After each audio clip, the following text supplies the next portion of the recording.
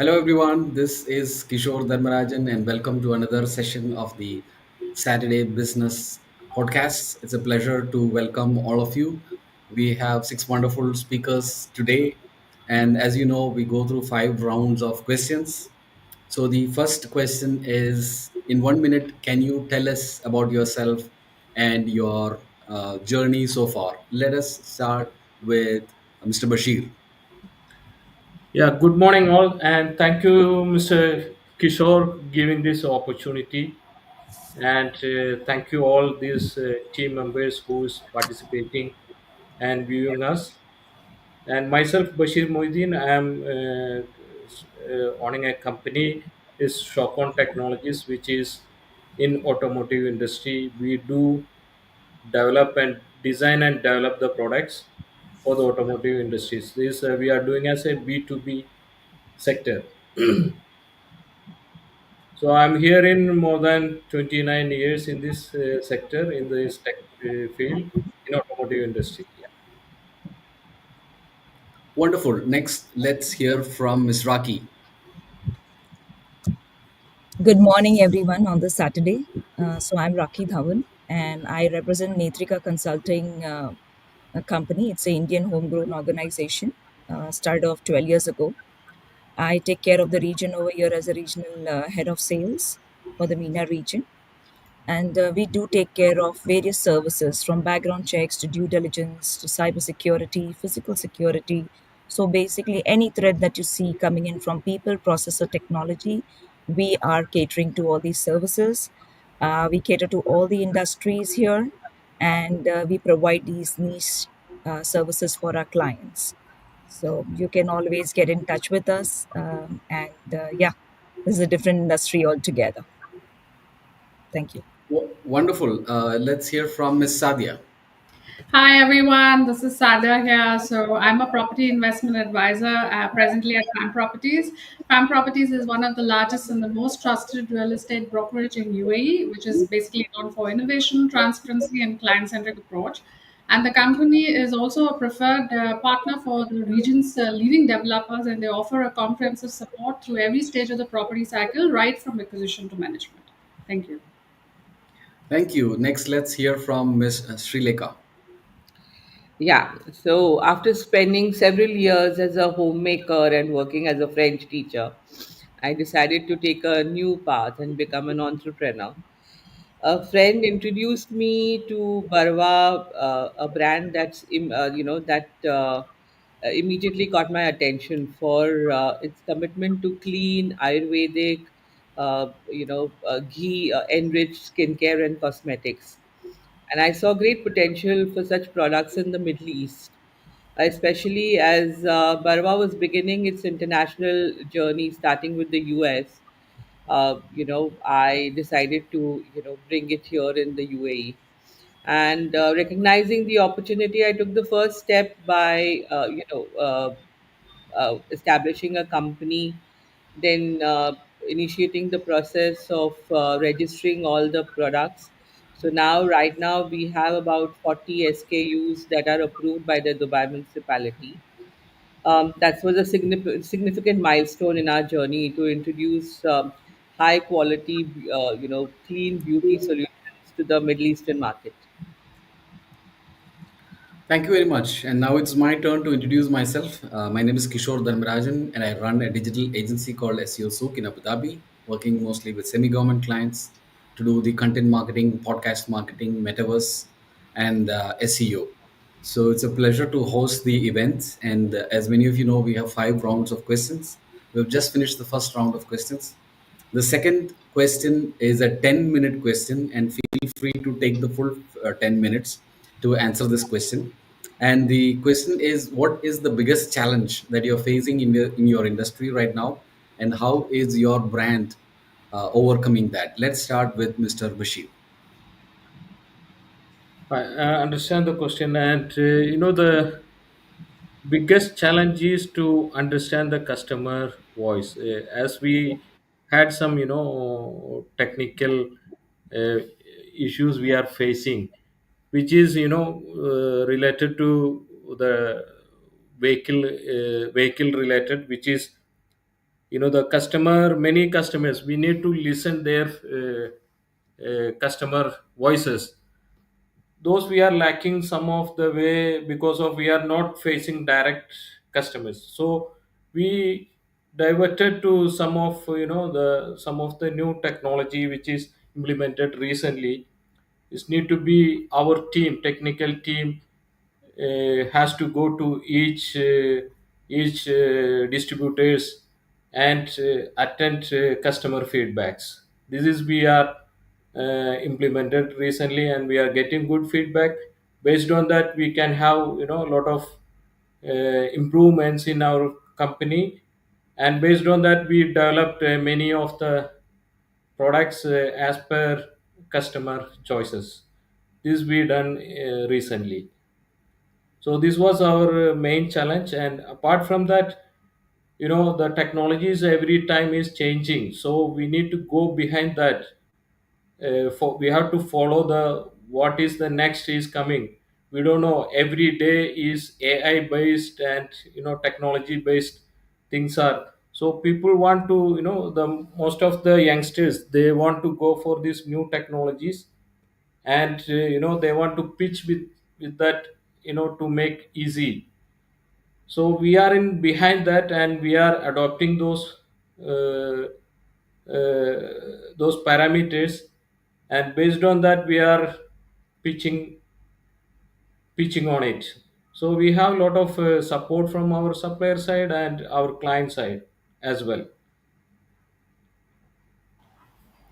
That's Yeah. excellent. That's a unique challenge that is faced by the automotive industry. And one of the advantages of doing such podcasts is that we have people from different industries talking about different challenges, and that brings our collective awareness about different industries. Next, let's hear from Ms. Raki, and you have 10 minutes. You have to unmute yourself if you're muted.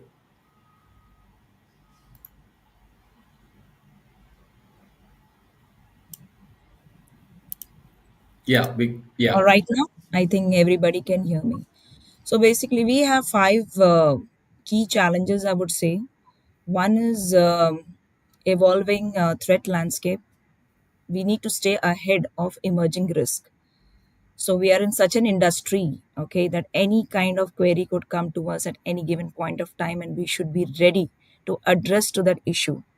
So we want to stay ahead of the emerging risks such as cyber threats, climate change, and the current geopolitical instability.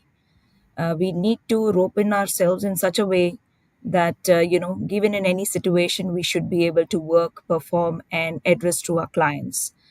Then, of course, there is complexity and uncertainty, and navigating these complex regulatory environments, because we work in various regions of the world. Globally, we are present in Singapore, then we are here in the Middle East, we are also headquartered in India, and all the geographies work in a different fashion. So there are various regulatory environments, uncertain economic conditions, and of course, rapidly changing technologies based on the demand of that particular region. Third one being data quality and availability. So, assessing reliable, timely, and relevant data to inform risk assessment and decision making practices. So, that's what is required, the need of the hour in our industry. Plus, I would say talent acquisition and retention, because attracting and retaining skilled professionals with expertise in risk management, data analytics, and industry specific knowledge is the need of the hour at this point of time. And due to the changes in the geographies, instability, a lot of people don't stay for a longer period of time in an organization. And for a niche business like ours, it really becomes difficult at times to retain our employees and get them glued to what we should be doing, because there are various startups coming up, and with the add-on of AI, I think so things are changing drastically. Plus communication and stakeholder management. um, Basically, effectively communicating risk insights and recommendations to our stakeholders, including the boards, executives, and regulators. So we need to be adept to understanding what is happening at any given point of time and addressing to these kind of requirements, because without which, if we are not updated, we wouldn't be able to address the issues of our clients. So more on, I would say, the artificial intelligence and automation managing these risks and opportunities associated with AI and automation, including bias, explainability, and job displacement. So we need to keep people with us, we need to have the talent with us, plus we need to address ourselves, moving ahead with the technology and adjusting and upgrading ourselves each and every time. We also need to take care of climate change and sustainability, because of the requirements that are coming in from various organizations. They need us to mitigate the risk associated with climate change, physical risk, transition risk, and liability risk. So all these have become very important. Then we are an expert in cybersecurity and data protection, so protecting sensitive data and systems from cyber threats while ensuring compliance with evolving regulations and standards. So we also have our clients who are actually developing AI products, and they are in the newer technologies wherein we give them the services for cybersecurity. Globalization and geopolitical risk, as I mentioned earlier also, this is also creating issues at the current moment.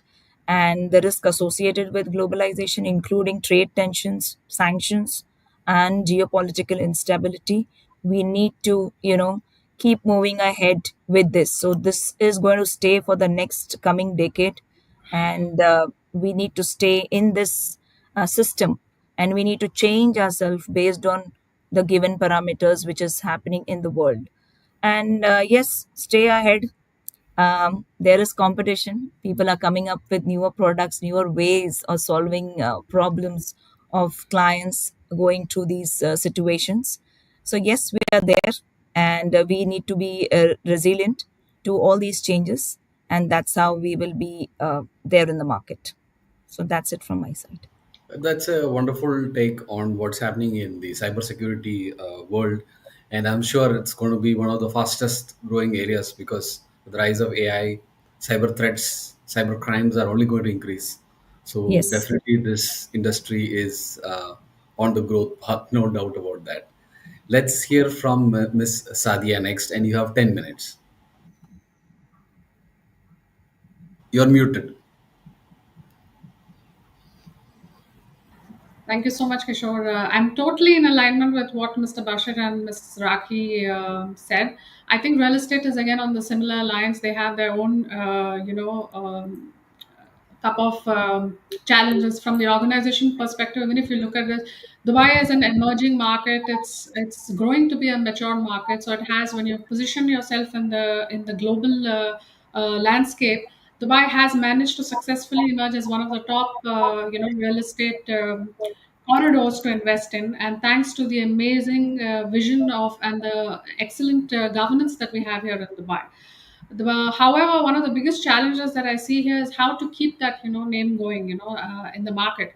And when you see that you have a lot of international clients, as in companies who want to come here and position themselves. So, as an agency or as a developer who's already existing here in Dubai, how are you going to meet with the international standards? Companies who are well established global scale, and how can you still stand out and compete with them? That's been, I think, one of the top hot topics. In fact, the Dubai market is now largely looked and compared with the London market, and there are new opportunities and doors that have been recently opened up for a lot of HNIs, and we're seeing a lot of migrations, a lot of wealth management that is getting diversified into this landscape. And I would probably look at it as a perfect opportunity for anybody to grow. And of course, we're talking about high ticket sales here. So one of the biggest challenges that I would see is how to raise a talent. For any agency, for any developer, from a developer perspective, to provide the right service. So the quality of service has to be matching the same standard. So this is where is the biggest challenge here, is training people, the lack of knowledge probably, and the right tools, considering the way the technology is acing, especially with AI. We're talking about AI, how AI has been disruptive in all industries. Now the question is, how is AI going to disrupt the real estate industry, and what happens to the pool of humans? Because this is huge money that we're talking about, and decision making cannot be at the hands of AI. So would the agents be replaced by agentic AI? I mean, we do see sales, especially the call centers and the sales jobs that have been getting replaced and replicated with AI. But the question is, would a trusted advisor be replaced by AI? So there's so many, unconventional challenges, and it's, I think it's matter of time that we're going to uncover and discover what actually is going to work, because this is the time where we're embracing the change. So I would just leave on that. Thanks. That's great. And let me remind the speakers you have 10 minutes, and most speakers are underutilizing their time. And this time, what we have done is we are not just live streaming to 35,000 friends on LinkedIn, we are also live streaming to our Facebook group, which is quite big, as well as to Instagram, TikTok, YouTube, and even Twitch. So we just joined Twitch because there are a lot of gamers over there, and we are live streaming inside Twitch also. So probably we are the first people to live stream on all these 9 channels at the same time and trying to get max reach. The whole idea is to spread awareness and knowledge as much as possible. Each of us have got knowledge about our own industry, but the other person might not have insights into what we know. So the idea is everyone talks about their industry, and the listeners get lots of insights from a variety of industries. Having said that, let's hear from Miss Srileka. Yes. So the challenges in my field now, when we are introducing a new line of products in a completely new market, it comes with several challenges. One of the foremost is building brand visibility. While there are multiple challenges channels to achieve this, like right now, social media is on top. Everybody is talking about being on Instagram, being on Facebook, being on TikTok, and right now I'm experimenting with that, and using all these channels to reach out to people.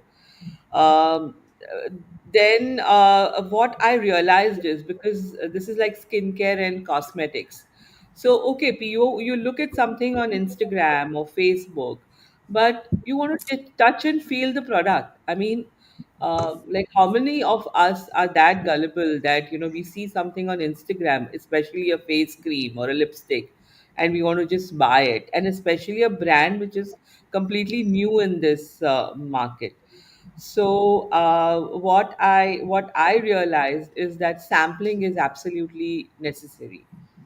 So to do that, then I started, participating in exhibitions, and then I started curating some events. For example, we did a makeup workshop, so where I actually got a makeup artist to show how my makeup products can be used to create an everyday look. Uh, that was quite interactive, and then everybody, in fact, like, they had questions like, which color foundation will go with my complexion.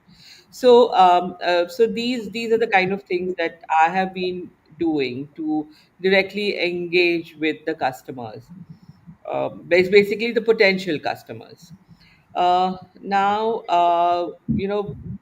what I realized is that this platform allows them to firsthand ask questions about the product and kind of build a trust, because it's all about educating people about clean products. I mean, everybody's been using things for years together. Maybe some of them have been introduced to us by our moms that, okay, Nivea is the best, but then nobody actually they kind of goes into looking at the back of the bottle to find out that there are some chemicals which are really harmful to us, and they are the ones which have been disrupting our hormones. So I have to actually educate people that yes, our products are made from natural ingredients, thinks that we are absolutely toxin free, and whatever you're using will benefit you and not harm you in any way. Then in spite of that, what I realized is that it is not easy to shift customer loyalty, because like some of the things are so, like they're stuck in their head that no, I mean, this is just good for me, like Nivea, well, I mean, any other product for that matter, Vaseline, Nivea. They just blindly want to go and pick up those products. So to It's more on the, encourage. sorry to interrupt you, Sri Lekha, but it's more on the advertising and the branding part of it. And here comes in with your natural products, I think. The Yes, awareness that needs to be dwelt in everyone's minds is that, natural yes, products have always been better. We come yes, from a genealogy of Ayurveda and, yes, herbal yes, yes. products. So basically, we need to go back to our roots. Yes, absolutely. And that's my job. And that's exactly what I'm doing. Instead of hard selling, right now I am in a phase where I'm like more of an educator, that these are products which are available to you, which are free from toxins. And our USP is that we are ghee enriched. So most of my products have cow's ghee in it. Yeah. So that is something that people kind of accept more easily, because for years together, especially if you are from India, you have this in mind that ghee is very has healing properties. And even my makeup has ghee in it, like the lipsticks and the highlighter and the foundation, it's all ghee based. So yes, but when they are trying the products, the acceptance has been quite good. They are open to the concept of using natural products, especially for their children. So recently, I did a we were the vanity partners for a dance recitals. So they had these girls who were under 10 who were going to perform. So I took my makeup artist to the venue, and then we did their makeup with our products. The parents were extremely happy that the girls were wearing makeup which is not going to harm them, and it is not going to be difficult to wash their faces after, because It's our products non-chemical don't. based. Yes, not chemicals, so they don't really stick to the skin. Skin. So basically, now what I see is, marketing, customer acquisition, all this is necessary, but it requires a lot of investment. We are a new company, so I am very very careful about my spend. I mean, I cannot be very generous. So whenever I am participating in any event, or if I am, probably spending on paid ads, I have to be quite prudent about it, and not just start spending. So that is one of the challenges that I'm facing. And moreover, like, spending is necessary. You cannot get anything free in today's time. But where to spend, which ads to spend on, which is the best social media for me, or which is the best event, or probably am I targeting the right customers? Because okay, now this product, it's from India, and it talks about Ayurveda and natural ingredients, but I want to break into different demographies. Like, for example, I would want a Filipina girl to use my product, or I would want an Emirati woman to use my product. So that is a challenge that I face right now, to break into these different communities or demographics, as we call them. And that's what I've been trying to do, and hopefully I'll get there someday. Wonderful. That is an excellent take on marketing of skincare, which is always a very challenging category. In fact, since it's my turn to talk about challenges, the big challenge that we find in our industry is that it is always difficult to find an actual customer for the product or service that you're trying to sell. And the search engines and the social media channel owners already know who the actual customers are, But there are levels of difficulty which has been created in between the actual customer and the product or service, and that has been by design, because if you make it easy and straightforward for the advertiser, then the search engines and the social media channels would obviously lose out on large payouts which they get through the advertising services. So definitely there are layers of complexity, and Google even has got a name for that. They call it the messy middle. So the messy middle is the cloud which exists between the customer and the actual purchase. And now what we are seeing is that already it was difficult to get a customer. So say you are making 10 dirhams profit on a product, you had to spend 20 dirhams to get that 10 dirham sale, meaning that you would be at a loss of 10 dirhams by the time you have, made that sale. This was how things are actually for 90% of advertisers out there. So the ROI is negative for most advertisers. And now with the arrival of AI, an extra layer of complexity has come on top of this cloud, meaning that for a 10 dirham profit you might be have to shell out 25 dirhams. So an additional layer of complexity has come on top of what we were already facing. So for people who have analytics, now I meet a lot of people who say that we're doing great, advertising is perfect, social media is great, all of that, and then I say, can I have a look at your analytics? And then most people would, take a step back, and if they share their analytics, I find that, or my team finds that, it is always either it's not well constructed, meaning it's not clear what is happening, and if it is clear, the clarity is more on the red rather than in the green. So the ROI will always be negative.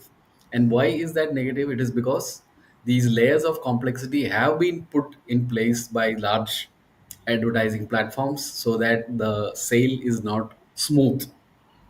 And now with AI, although AI has created a lot of hype, especially among the top management, on so many tools, thousands of tools are coming up on a daily basis, and different platforms are coming, systems are in place, agentic AI is coming. So what do we do? There's a lot of confusion, and that confusion has converted into dynamism. So before, clients or large brands used to sit and wait and plan all of that, but now almost every brand is dynamically getting into the ground and trying to do something. So that is one of the trends where we are seeing where the challenge of getting a sale is difficult, but at the same time, clients are now proactive. They are moving. They are trying to do something before they get entirely disrupted. So that is the good news. And now we come to the third round of questions, which is again a 10-minute question. We are seeing the speakers are not fully utilizing their time. Feel free to talk as much as possible. And this question is, we looked at the challenges, but now what do you think is the biggest opportunity in your industry right now? And how are you planning to take advantage of that in 2025? Let's start with Mr. Bashir. Yeah, sorry for that. For me, the challenge is actually in automotive industry is very big challenges there. So it will take, if I go for one by one, it will take a full day. So anyway, sorry for that. I didn't come up with many questions, challenges. So the right now, we have. Uh, to overcome these challenges, we have done many analytics, which is we develop some tools our own way to pitch each customers and each distributors, each manufacturers of the vehicles, because we are, as in a B2B business, we are facing the, the each product we have to do with a scratch. So in that case, after lot of investment, time, money, and traveling, those investments we have to prepare, and after that only we getting some of them in a good way. So we made a good, very good relation and very good trust with our all distributors and manufacturers. That's the way we are surviving and getting the business in the market. And also, we are, as per this AI or new products, which people can easily utilize, ease of use, those kind of functional products we are making, that can be, we have the R&D team to make such a studies how each products can be developed for the end users. So those way we are making these products to the market. And of course, other than this, the each of our customer also, we are, pitching each customer voices to the, get their voices, customer voices we are collecting from variant areas. So that can be help us to do many of them, the facing challenges, we can avoid those things, we can bring up those voices in our products as well. This is the main way we are connecting with our customers. Of course, we are giving the trust, and as of also we are not a just a technology company. We are next generation innovation platform with roots in this automotive safety and connected mobility and intelligent systems. So these kind of things we can, you know we can have these better products in the market. Yeah, that's all. That's great. So collecting customer feedback is always a great strategy because that Yeah, creates social proof, and people always believe when they hear from other people rather than hearing from the brand. So I think that is a great strategy. yeah. Next, let's hear from Miss Raki. Yes, for us in the consulting industry, opportunities are many. Yes, but I have brought it down to a few, four or five of them. The first being would be innovation and technology. So we need to basically, we are leveraging our innovative technologies such as AI, blockchain, and cloud computing to enhance the risk management space, along with the consulting services that we provide, because it's just not risk management that we look at. There are many things, that would be the goodwill of the organization, the online reputation management of a company or of an individual. So all these need to be aided with the technology and with the upcoming AI and blockchain space, because along with that, everybody is using cloud in today's date. So we need to see that we have the space in that particular area, and the technologies that we are advising to our clients, have the newer innovations which are being advertised everywhere. Everybody's lost. What is AI? What is blockchain? Yeah, what are the platforms? How do we need to merge this or elaborate on this along with our systems that we have? So we basically come in place as an integrator where we understand what is the business line of our client and what is his requirement to be safe in the current environment, so that he can take off his future threats. And second is the strategic partnerships. So we are always collaborating with the clients, industry peers. So we don't take competition as something, as we take competition as a friend. So the more we get inclined with each other, complement each other's services in the industry, not necessarily if I'm providing 7 to 10 services, the other person is also providing that. But maybe he's doing something which will complement my services. And I cannot say that I'm the best in the industry. No, we all need to evolve. We all need to learn from each another. And of course, there has to be a lot of sharing of knowledge which is required for from each one of us. So even in the cyberspace today, as per me, I would have a different data with me, that as to what are the threats. but the current data says something else. Yeah, there is a lot of information available online, but it's only when we work with our partners, with our clients, we understand where we are and how to tackle with all these issues using our expertise and our best practices.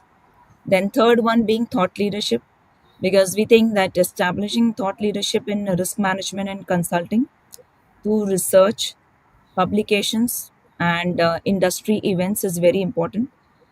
At this point of time, there is so much of information available. However, when we bring it through to a vertical, or we filter it and we understand what is actually required through our research. So there is a special R&D team that sits and researches all this information for us, where we can mention it to our clients or send it to them in newsletters, as well as at industry events we speak, we have our panel chats, we can actually digress into a varied information online, but offline what we speak face to face would be very much curated as to what is the need of the hour and how we can manage ourselves in this situation.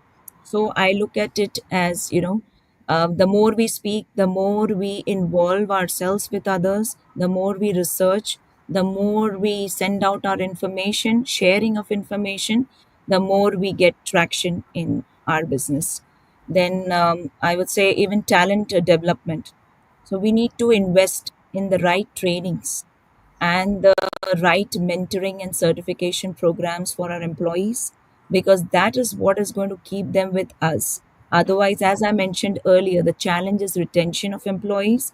People are not going to stay. There is so much of change every new day. There is a new company coming up, there is a startup, there are ways of opening up your own businesses.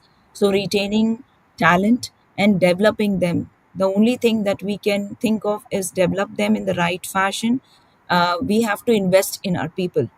If we don't invest in our people, they would always go away.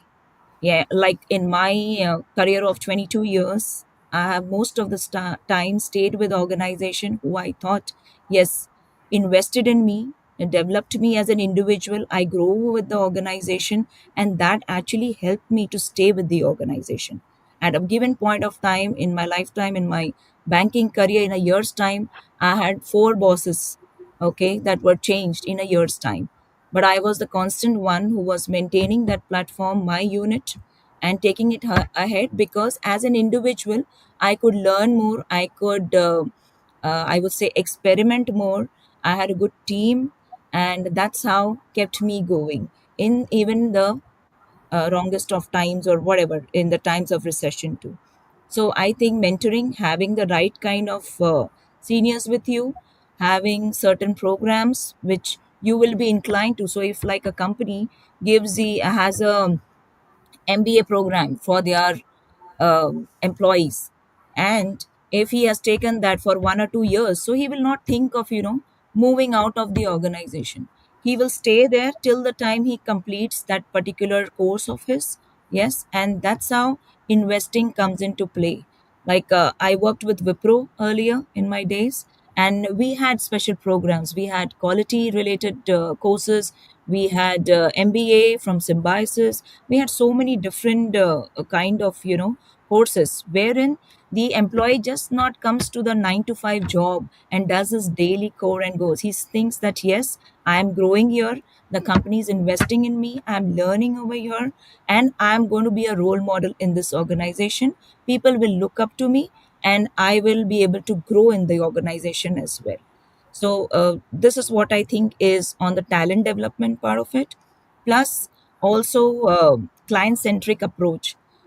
We need to first focus on our client needs, because we did not just go ahead. The industry of ours is such that we tailor make our products for the clients, or tailor make our services for them based on their issues, their problems. So if we are able to focus on what their need is, rather than just putting up our product or our service to them and stating that we have this, and you can experiment with this or utilize it in your organization. No, we cannot go ahead with that. We need to understand, yes, the need is this, and let me tailor make, or let me give them solutions which are going to satisfy them, help them, and take them forward, as well as then they will stay with us and build a long term relationship also as a client. The client wouldn't be hunting across with various vendors or various other consulting companies, thinking that, I'm not getting the best from here. Okay, so that's where we are losing out on our business. The moment we think that, how do I need to see the approach? Because we're just like, we'll take a life cycle of an individual. Yeah, an individual just gets graduated, his needs are different. Or even on the investing part, I would say. So at that point of time, he has specific needs. Maybe he's staying with his parents, so he doesn't have much of his expenses. Everything is at his disposal, whatever he earns. But as soon as he is getting married, he is thinking to go in for higher education. He would need to invest in himself, get more towards in his kitty. So what is happening at that point of time? We need to look at futuristic needs of the client.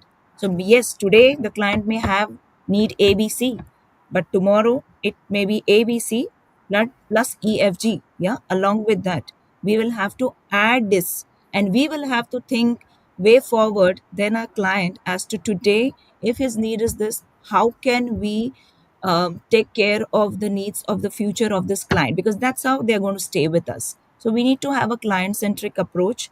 And yes, I think that's the way we will have our long term relationships, and we will build on a client base and a portfolio. So that's what I feel is relevant in our industry at this point of time. Wow, that is wonderful. So we asked about cybersecurity, but we got information including about HR, career management, client management. That's wonderful. That's great. It's required everywhere. It's the need of the hour. It's in every industry. I think it's not just cybersecurity, but this is I think it's relevant to every industry, because the way the products are coming in, the companies are sprouting up. And even in UAE, if you see, every day there are as per the statistics goes, there are around 500 and some 50 odd visas, okay, entry permits that are being issued day in day out. Even last year there are around more than 200,000 people who have come into the country. And yes, they are across from the globe, so we have got so much of competition, we have so much of new knowledge, and we have so much of um, new information and business ideas.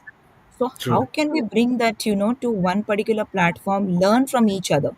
We are not the best, so we need to be in the best pool, yeah, where we will That's have the right collaborations, the right partnerships, the right thought process, right innovation, and take aid of the innovation and technology, plus the client centric approach, because we are all working for our clients, right?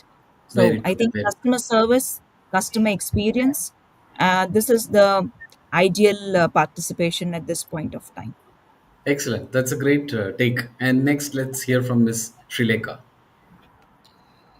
So what I mean, the opportunity that I saw was that people have suddenly started looking at the East for makeup and skincare. I mean, the biggest, like now, earlier, we never heard about Korean products. Now, Korean products have been flooding the market.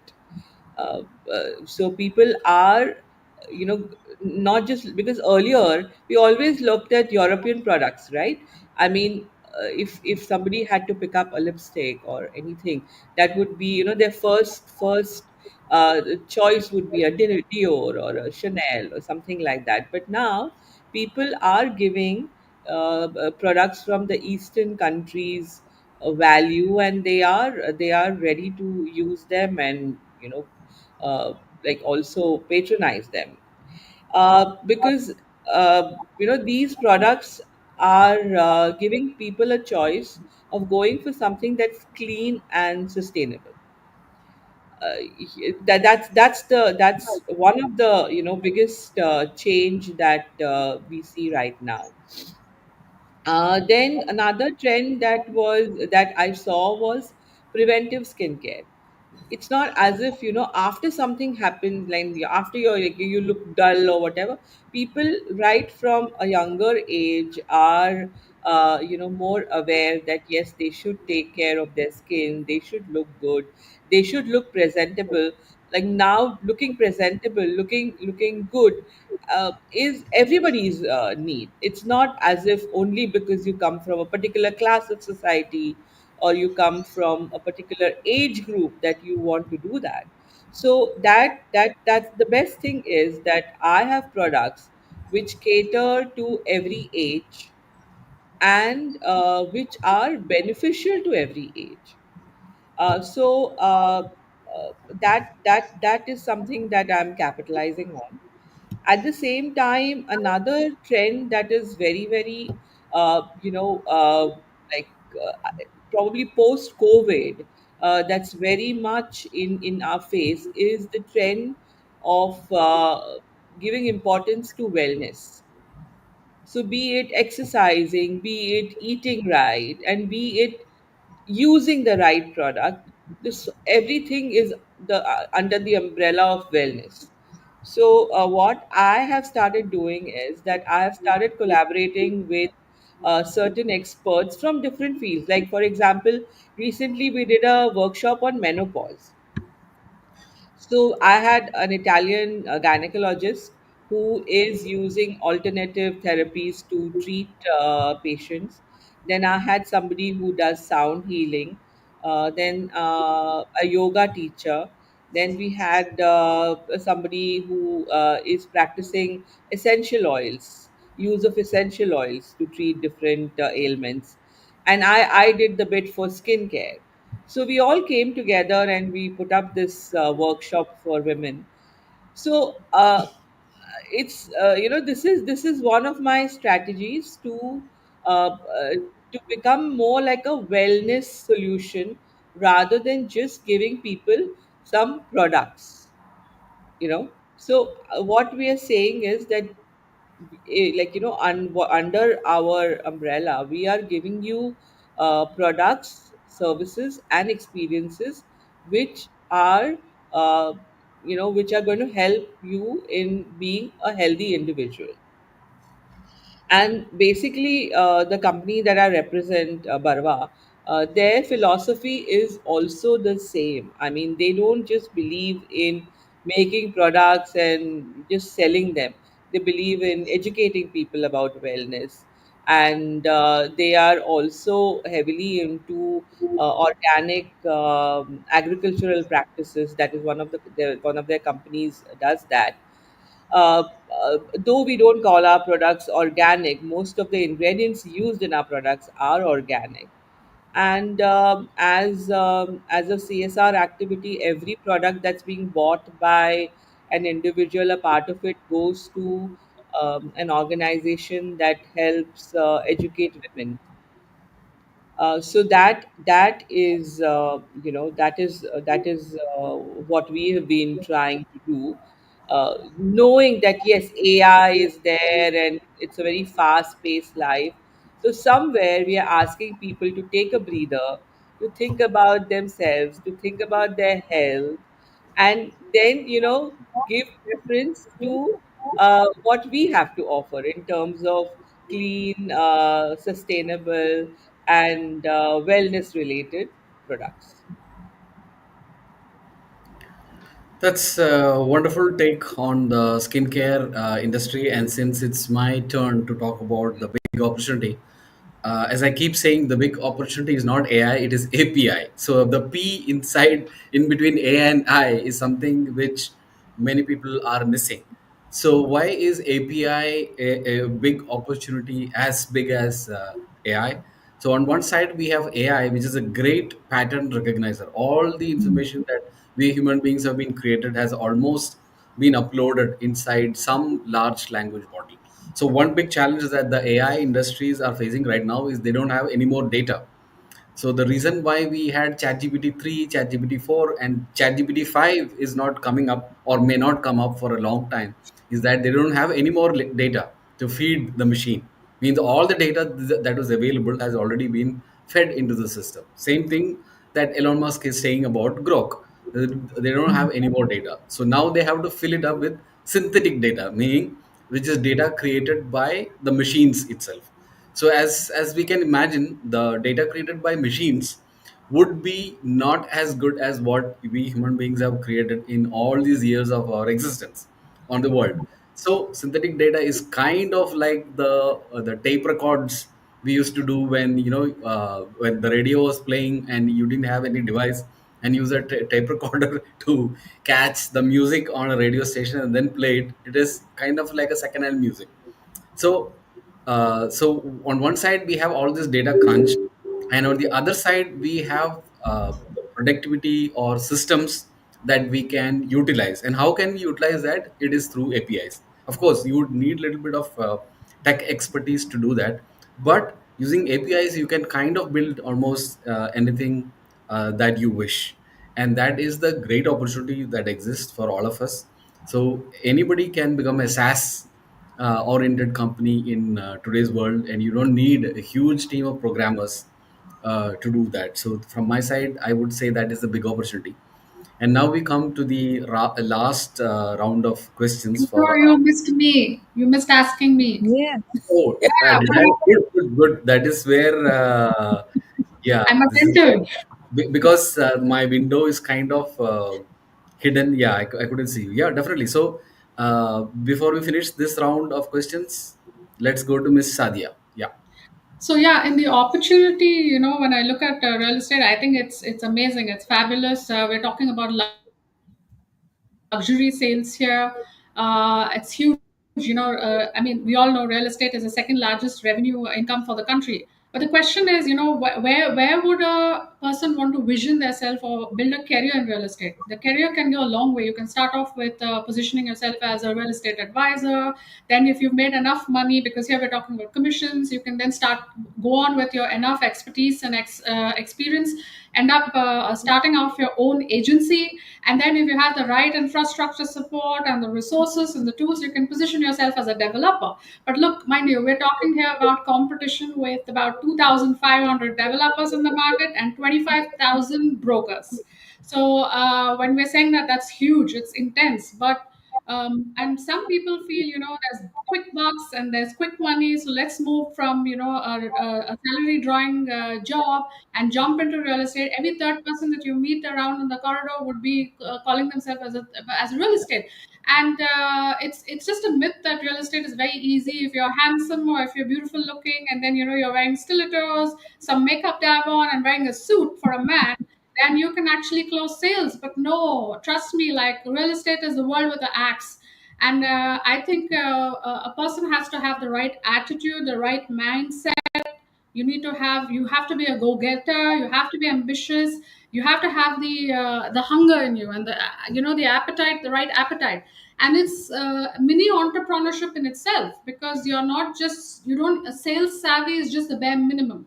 You can't sales savvy. Just being sales savvy is not enough in this profession. You have to be doing the market research, you have to be the content creator, you have to be the marketer, you have to be the salesperson, you have to be a trusted advisor. So it's basically as a consultant, you're doing multiple role plays. And the question is, do you have the right mindset for it? Because here you have to start looking at it as it's not a salary drawing profession. It's commissions. There's huge money in it. But are you prepared for it? So I see a lot of people who are jumping into this bandwagon, thinking that let's, just, we just have to jump in, and then, we can do it. But a lot of people fail in the process. The initial phase is so overwhelming. A lot of people drop out. They almost barely give up, because they end up being in this landscape with barely any network. Your currency is not just your face here. Your currency is actually your knowledge. Your currency is the relationships that you have and the trust. And when does trust actually get built? Why would somebody want to trade their money and park their money, on your advocacy of their lifelong savings? And that goes a long way. So it's a very planned strategic move that somebody who wants to jump into this has to, really logically think about it, give it a thought. And you have to have financial planning that has to go at least minimum of 6 months for it, prepare yourself to face the brunt, to just dive. And you have to have patience and perseverance and consistency, because unless and until you don't have the knowledge, and the knowledge nobody's going to give you, mind you. This is why I would say, if you're looking into getting into this workforce, you need to get associated with the right agency, because unless you don't have the right training, you can be an ambitious go-getter self-starter, but you'll end up wasting a lot of your time on just figuring things out. So you need to have that hand holding, and like Raki said, right, mentoring. You need to have the right masterminds around you. So, and then, once you have that on, you can start going on. So it's important that you detach yourself from the company. Not only that you associate yourself with the company, but you also have to start building your personal branding, work towards that. Start moving around, going out to places, identifying people around, and networking with people, going for events. So there's a lot of work that goes beyond just the company. So if you're thinking that you go and join a company and you're going to get leads and you're going to convert and close sales, no, that's not happening. As also, and most of the companies here are going to promise you a lot of things, but you have to be mindful in, what you're negotiating. So even getting a job in real estate, is there's an art of negotiation that has to go. So getting clients, you have to negotiate with them so well. So it's like an interview at every encounter with your client, right? So every client leaping that faith in you, believing in you, because you're competing with so many brokers here, and the biggest challenge is for the newcomers. So I think there's a lot of strategic decision making that goes into, developing yourself and building yourself, or positioning yourself as a real estate consultant. Thanks, Kishore. Awesome. That is definitely a great take on the real estate industry. And many people assume it is very easy to get into that industry and make sales, but it is very, very challenging, like Sadia pointed out, just as difficult as maybe selling insurance or credit cards, if not more difficult.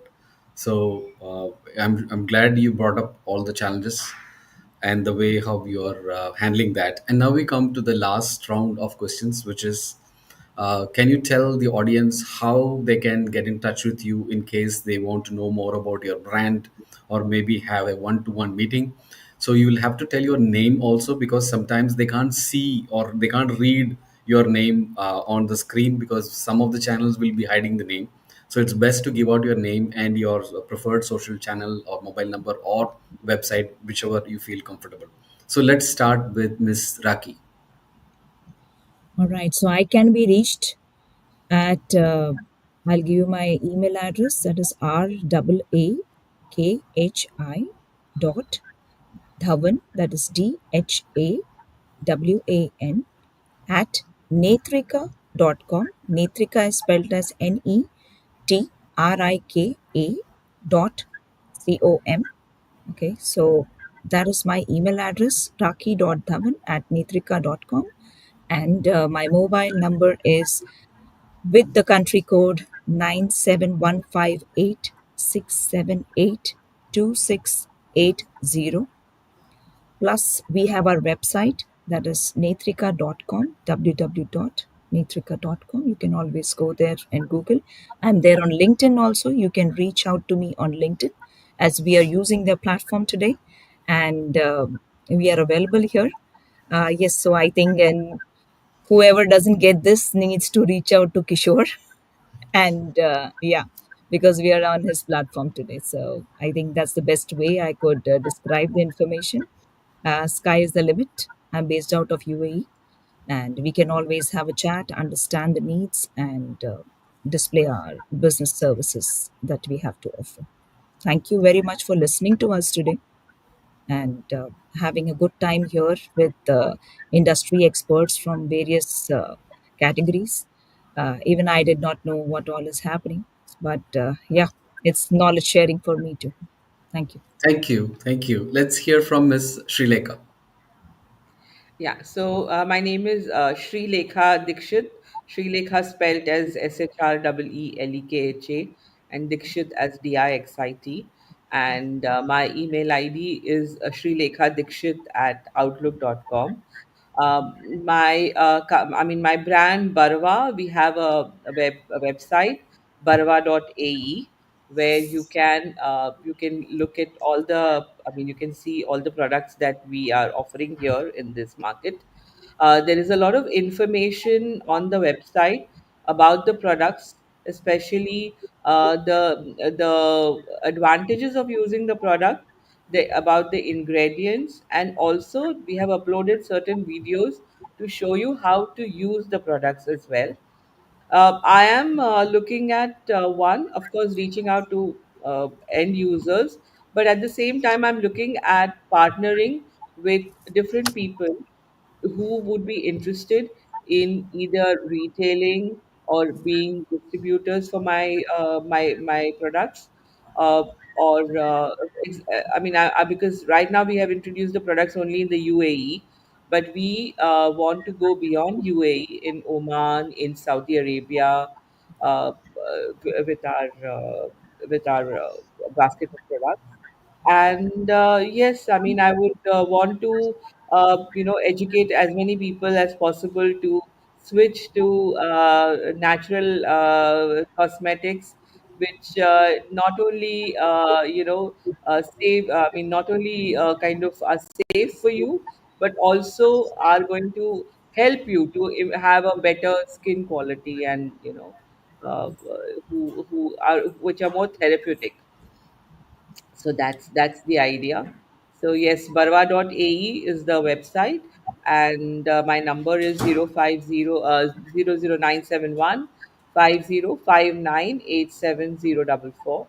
And it was lovely interacting with all of you. And Kishore, thank you very much for giving me this opportunity to be here on this podcast and share my views on the area of my interest. Thank you very much. Let's hear from Miss Sadia. Guys, first thing I want to tell that the country has, it's a beautiful place to stay. We're all living in Dubai, and all of us have here left our home countries, and we're living here because we want to make money. The question is where you want to park that money, and I don't think real estate, there's any other better asset, the safest asset in the world, as much as real estate is. And one of the biggest things my observation has been is a lot of people end up, they say that they're here for a very, very short period of time, but eventually this turns out to be their home.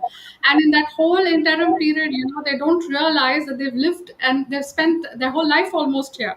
So don't wait for that moment to think and do your financial planning and investment planning. Start now. Even if you don't have the entire money with you, it's perfectly okay, because the government has launched recent new scheme about the first time freehold ownership for in real estate. And with little and minimal down payments, and with amazing flexible payment plans, you can actually think about owning your dream home, and you don't have to wait for 20 years to do that. And this is like something that I see, and I think it's because of lack of awareness, so people just think that they cannot afford it, but each one of y'all can afford it. Just make the right financial planning, and I'm here to help you out in doing this. And let's plan your dream home and find your new address in Dubai. So you can reach me on 5290111501, or sadiakauso.a at Fan Properties. And Fan Properties, you can find, we're there everywhere. On LinkedIn, I'm there. Just hit me up, and I'm happy to support you and assist you all the time. And it was And lovely, Sadia, meeting everybody here. yeah, Yeah, Sadia, I think we pay rents over here. And I think Raki. at times when we buy a house, we are even paying less towards it Yes, monthly on yes, EMIs. Yeah. So yes, that's how I absolutely. would take it. So it's either way, you pay that money and you own your own property rather than, just keep paying the rent and Yeah, you don't yeah, get yeah. anything from it. Yeah. You're right. Why rent when you can own one? Yeah.